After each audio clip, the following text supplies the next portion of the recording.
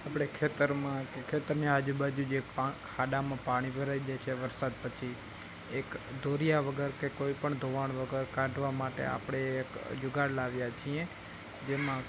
ખાડામાં લાઈન બોળી દેવાની આખે આખી, જેમાં લાઈનમાં પાણી ભરાઈ જાય પછી છે એમાંથી હવા નીકળે નહીં કે પાણી નીકળે નહીં, એવી રીતના એક મોઢા ઉપર જબલું કે ગમે તે આપણે ઢાંકી દેવાનું અને પછી લાઈનને છે આપણે બહાર ખેંચવાની. એટલે એમાંથી જો હવા કે કાંઈ નીકળે નહીં તો પાણી પણ નીકળી ન શકે અને પછી જ આપણે જ્યાંથી કાઢવાનું હોય ને એ બાજુ લઈ જાય